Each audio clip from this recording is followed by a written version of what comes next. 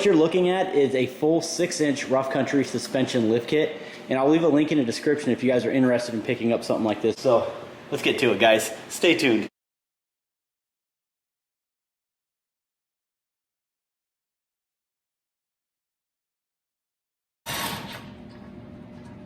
So go ahead and remove the tie rod from the steering knuckle.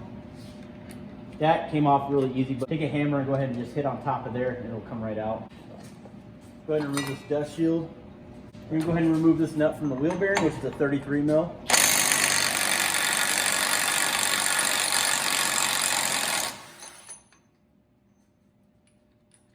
Don't forget that washer.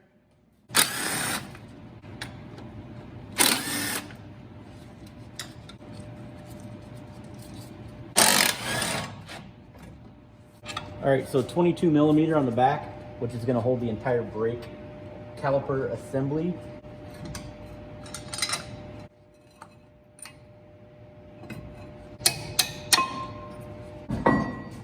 I just removed the caliper assembly. I just hung it with a metal line here. The rotor as well. And then we're gonna go ahead and remove these little stabilizer links really quick. 15 mil.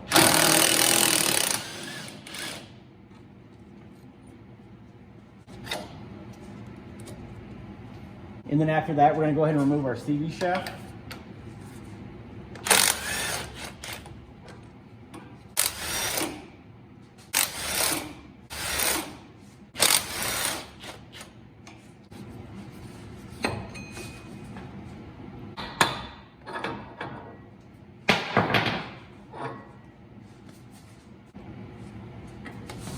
$18 millimeter.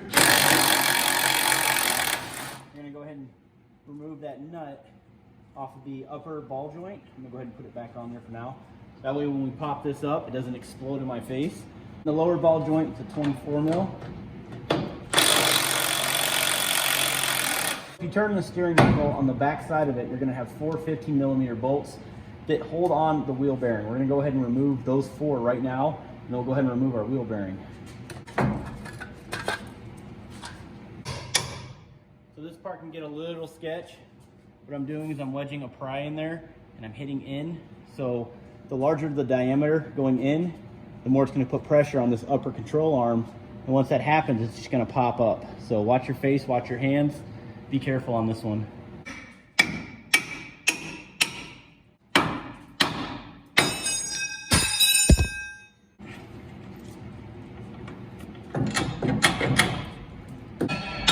Beat on that.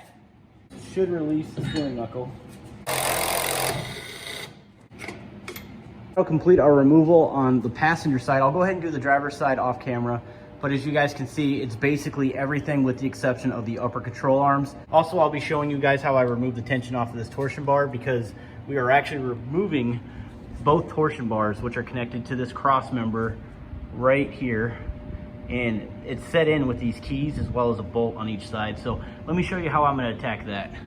And then once we're done removing that, we're gonna go ahead and remove our locking retainer, but we're gonna need to use a special tool, and I'll show you guys that here in a second. But in the meantime, let's go ahead and zip those out. Purchased this for about 87 bucks, kind of pricey, but if you rent it out, yeah, you'll pay that price, but once you return it, you'll get your money back. I got this from AutoZone. But anyways, we're gonna go ahead and use this to compress that torsion key underneath there. So let's do that right now.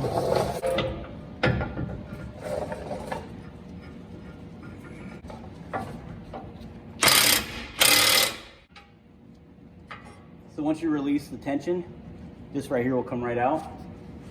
And then once you're done with that, we're gonna go ahead and remove the tension from that. And after that, we're gonna go ahead and get this bar out of here. This torsion key is actually rust seized welded to this torsion bar. This truck has a lot of miles on it and it's old. So go ahead and take a punch. You're gonna go ahead and punch the back side of this right here in order to push this out so we can drop this key out of here.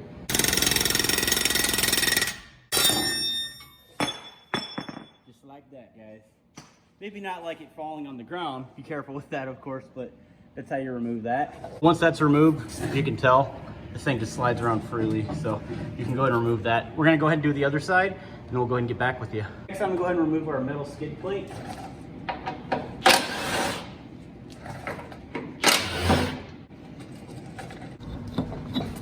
All right, so next we're gonna go ahead and remove our drive shaft from the front. And here's your vent plug here on the driver's side. Go ahead and just pull that right out. On the passenger side, you have this wiring harness right here. This is the four-wheel drive actuator sensor. So go ahead and remove that. We're gonna go ahead and remove this skid plate cross member guy right here. I need an 18 millimeter to hold one side and then an 18 on the other side. So go ahead and start removing those bolts. And then you have these two as well. Once you do that, this whole plate right here should be able to remove.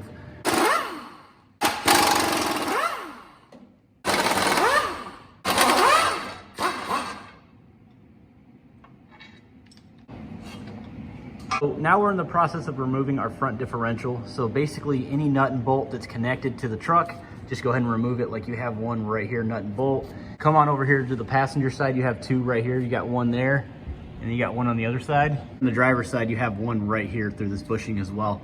So go ahead and start working on that. Of course, everything's freed up, sensors are removed, vent plugs are removed, so you shouldn't be able to get caught up on anything. What we're gonna go ahead and do now, guys, just to make this a little bit easier to remove it, since we have to cut this off anyways, that's what we're gonna do. So I'm gonna go ahead and just cut this entire bracket off, which, as you guys can see, just take an angle grinder, start cutting away, guys.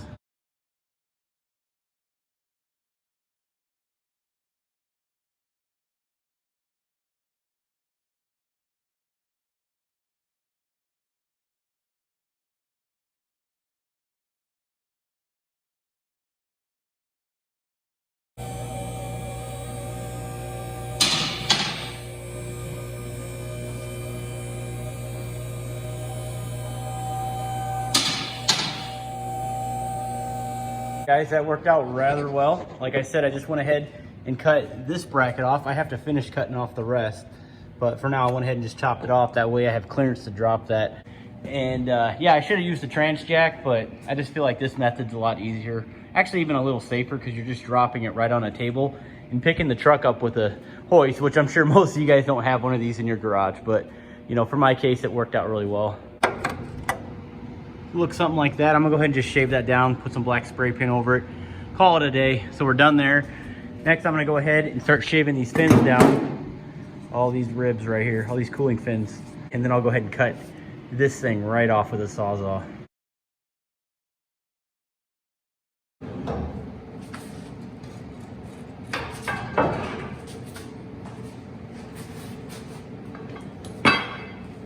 So as you guys can see, I just removed the lower control arm. Should have done that at the beginning. But I'm gonna go ahead and do the other side, and then we're gonna go ahead and install our brackets. Once we do that, we're gonna go ahead and put the front differential back in.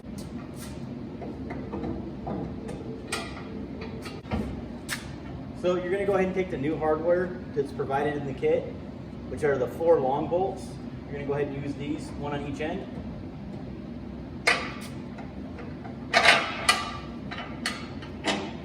This right here is the driver's side, so you guys can see where that low spot is right there.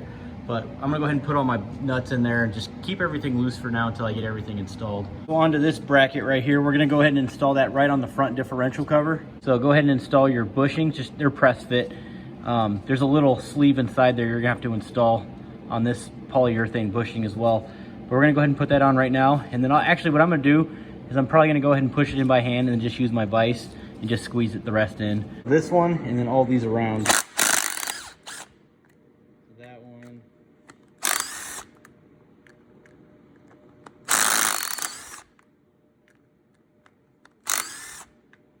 And as you can see, it lines up perfectly. So just reinstall those bolts and you should be good to go. So once we installed the rear cross member as well as that piece right there, all this trimmed up and ready to go, let's go ahead and install it right now. One thing to note, guys, if this doesn't make the cut, if it does not make the clearance, you're gonna have to drop it back down and you're gonna have to reshave it down until you get clearance. So I'm gonna go ahead and do the same method. I'm pretty much just gonna slide this back underneath the truck, this whole cart, and I'm gonna lower the truck with the hoist.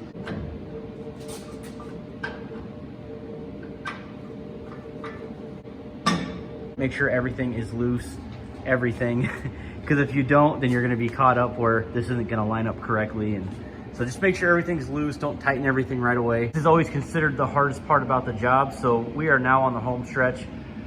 Now we're gonna go ahead and install this, and we're gonna have to drill a couple holes in the frame over here.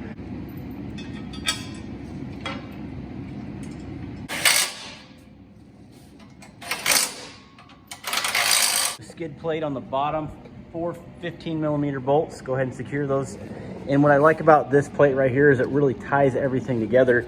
It really just strengthens the rest of this front suspension lift kit. And of course it protects the diff.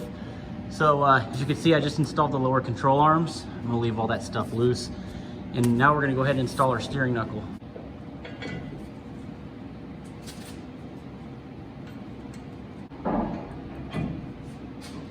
I just installed the wheel bearing. Make sure that you remove the other O-ring that's inside of that steering knuckle and install it there. Make sure you oil it up and everything. You'll have a little lip inside there, a little indent, and that'll actually be installed in this direction right here. That'll be faced towards the front differential, so that's how that'll be installed. So let's go ahead and come on over to this side. Now I already finished everything up. One thing that's kind of important, make sure that that brake hose is behind the steering knuckle, okay? Still gotta button this stuff up here, but that's kind of how that would look right there. You have a lift kit, make sure that your tie rod is faced downward in this direction instead of the opposite direction. So that'll be up high. And then this is your sway bar link. Just so you have an idea, guys, when you install this stuff, that's what it's supposed to look like. I say, guys, it is looking fantastic, man. I can't wait to see what these wheels look like on it. So now we're gonna go ahead and install the cross member torsion bracket system here. It's got a drop down. And I was thinking about it, I've always wanted a squatted truck, so I'm actually not gonna install the rear lift blocks. I'm just gonna leave it that way. That way the front end sits up 6 inches and that sits back there. So I really wanted a squatted truck, so I thought this would be a good idea. Don't mess with the back end, it makes my life a lot easier. I'm just kidding, guys. Let's go ahead and get these blocks on there.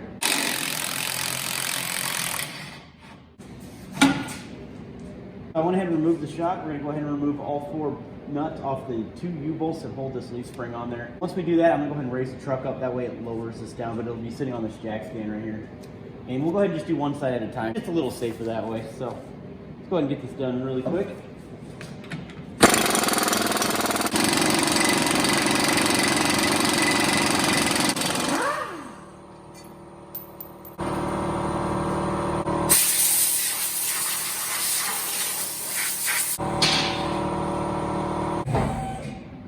Once we're done with that, we're gonna go ahead and take our lift block and just go ahead and put it right in the center. I do need to go a little higher.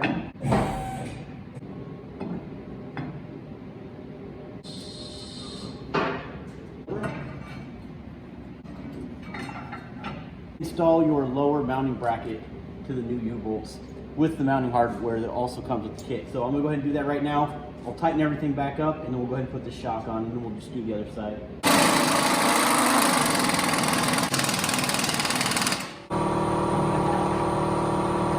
I always get my bolt ready. Sometimes I can do this in one shot, but these always come loaded with the strap connected to it, so you have to cut it and then it just retracts. I always like to cut it and then try to line it up really quick and get this thing in there. So we'll see if we can do it.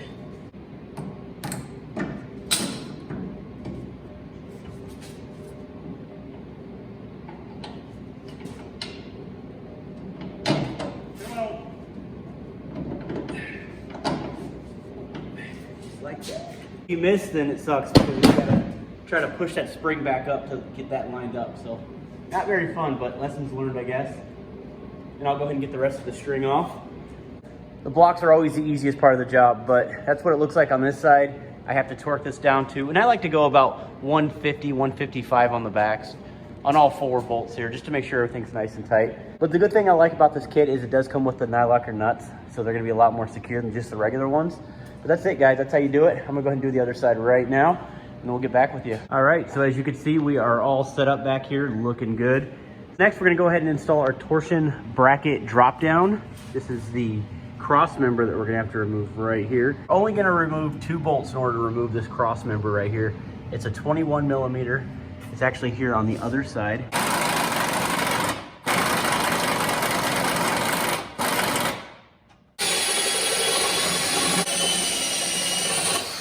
So when I'm drilling holes in frames, I actually really like to use the step bit drill bits. Makes things a lot easier. Of course, you do have to drill a small pilot hole just to get it started, but it makes life so much easier. But there we go, guys. A little off there, but it's okay because the bolt is actually not that wide. I already test fit these. And of course, underneath here. So I did it on both sides. We're good to go. I'll go ahead and bolt this stuff up.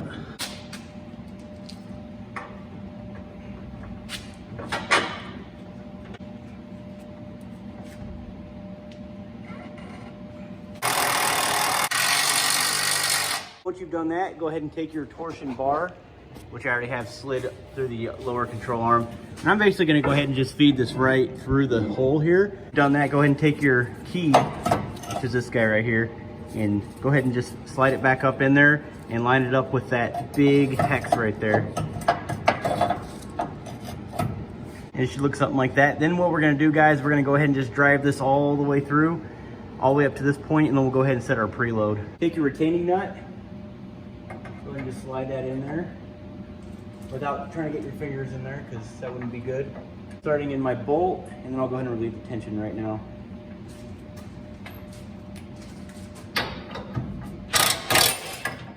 That's it, guys. That's how you set it. Off camera, I actually counted the threads that were exposed. So I'm gonna go ahead and just tighten that thing up to the appropriate measure that I had it last time, but that's pretty much it, guys. So we're gonna do the other side off camera, and we should be good to go. Just one step, and these are your bump stops. Let me show you where these go. Pretty simple, we're just bolting these on. And they bolt on just like that. But for the most part, that's the install, guys. Let's go ahead and get the wheels on.